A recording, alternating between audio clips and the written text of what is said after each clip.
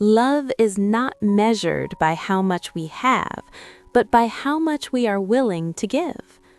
On a quiet Christmas Eve, in a small and humble room, a young couple faces a painful truth. Love is rich, but money is not. With only a few coins in her hand and a heart full of devotion, a woman prepares to make the greatest sacrifice of her life. This is not a story about gifts. This is a story about love that gives without counting the cost. $1.87. That was all. She had put it aside, 1 cent and then another, in her careful buying of meat and other food. Della counted it 3 times. $1.87. And the next day would be Christmas. There was nothing to do but fall on the bed and cry. So Della did it. While the lady of the home is slowly growing quieter, we can look at the home.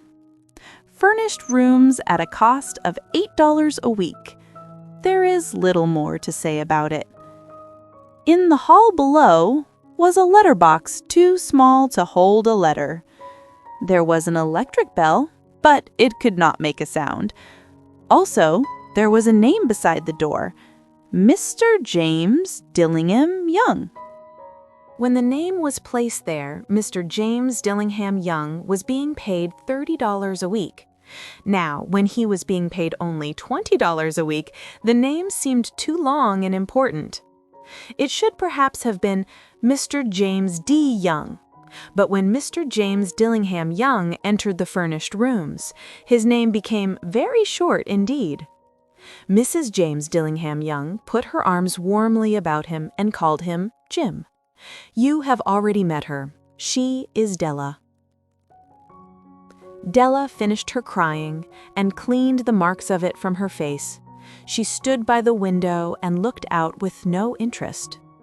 Tomorrow would be Christmas Day, and she had only $1.87 with which to buy Jim a gift. She had put aside as much as she could for months with this result. $20 a week is not much. Everything had cost more than she had expected. It always happened like that. Only $1.87 to buy a gift for Jim. Her Jim. She had had many happy hours planning something nice for him. Something nearly good enough, something almost worth the honor of belonging to Jim.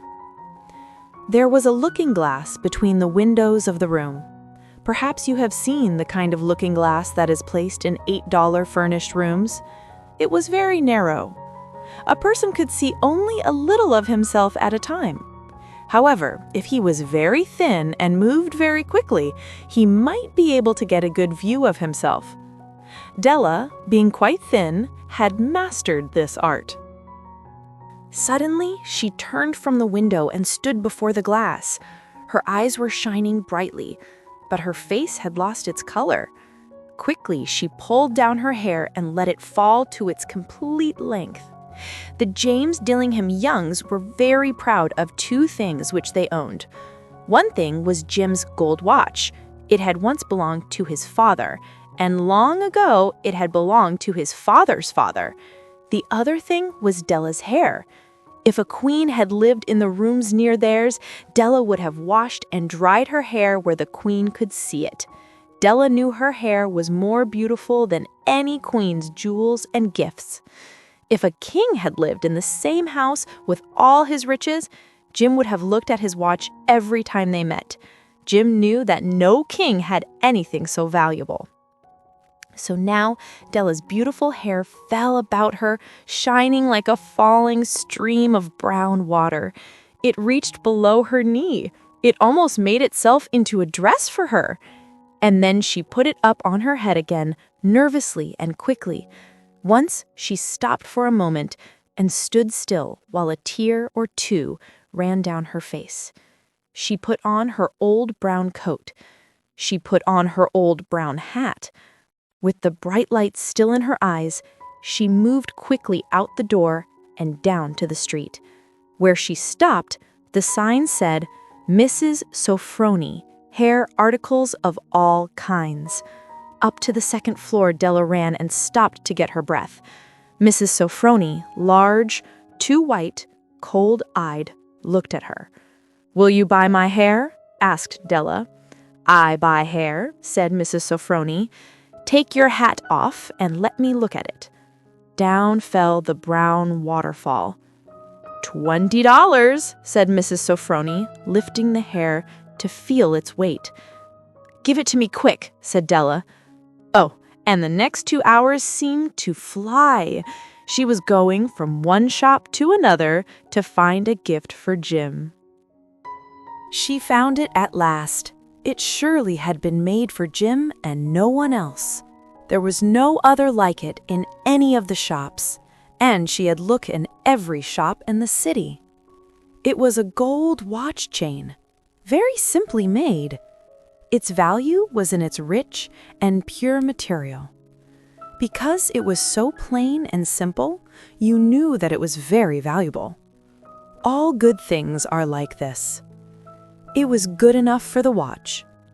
As soon as she saw it, she knew that Jim must have it. It was like him, quietness and value. Jim and the chain both had quietness and value. She paid $21 for it, and she hurried home with the chain and 87 cents. With that chain on his watch, Jim could look at his watch and learn the time anywhere he might be. Though the watch was so fine, it had never had a fine chain. He sometimes took it out and looked at it only when no one could see him do it. When Della arrived home, her mind quieted a little. She began to think more reasonably. She started to try to cover the sad marks of what she had done. Love and large-hearted giving, when added together, can leave deep marks. It is never easy to cover these marks, dear friends. Never easy. Within 40 minutes, her head looked a little better. With her short hair, she looked wonderfully like a schoolboy. She stood at the looking glass for a long time. "If Jim doesn't kill me," she said to herself, "before he looks at me a second time, he'll say I look like a girl who sings and dances for money. But what could I do? Oh, what could I do with $1.87? At 7, Jim's dinner was ready for him. Jim was never late. Della held the watch chain in her hand and sat near the door where he always entered. Then she heard his step in the hall, and her face lost color for a moment. She often said little prayers quietly about simple, everyday things. And now she said, "Please, God, make him think I'm still pretty." The door opened and Jim stepped in. He looked very thin and he was not smiling. Poor fellow, he was only 22 and with a family to take care of. He needed a new coat and he had nothing to cover his cold hands. Jim stopped inside the door. He was as quiet as a hunting dog when it is near a bird. His eyes looked strangely at Della, and there was an expression in them that she could not understand. It filled her with fear. It was not anger, nor surprise, nor anything she had been ready for. He simply looked at her with that strange expression on his face. Della went to him. "Jim, dear," she cried, "don't look at me like that. I had my hair cut off and sold it. I couldn't live through Christmas without giving you a gift. My hair will grow again. You won't care, will you? My hair grows very fast. It's Christmas, Jim. Let's be happy. You don't know what a beautiful, nice gift I got for you." "You've cut off your hair?" asked Jim slowly. He seemed to labor to understand what had happened. He seemed not to feel sure he knew. "Cut it off and sold it," said Della. "Don't you like me now? I'm me, Jim. I'm the same without my hair." Jim looked around the room.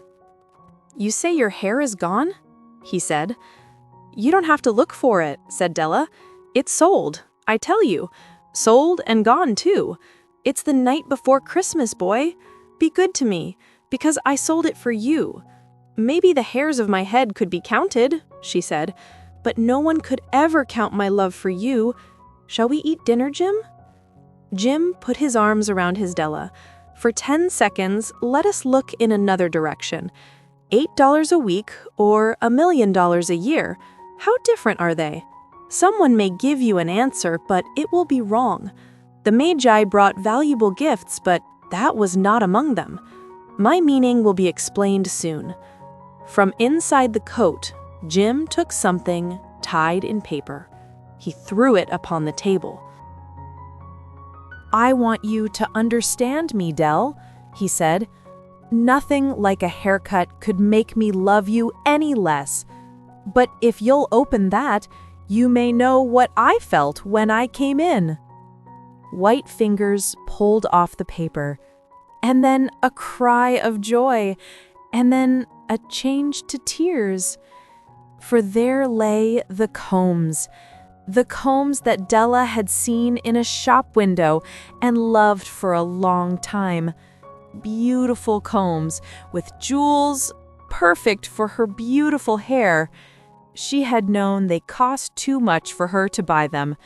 She had looked at them without the least hope of owning them. And now they were hers, but her hair was gone. But she held them to her heart, and at last was able to look up and say, "My hair grows so fast, Jim." And then she jumped up and cried, "Oh, oh!" Jim had not yet seen his beautiful gift. She held it out to him in her open hand. The gold seemed to shine softly as if with her own warm and loving spirit.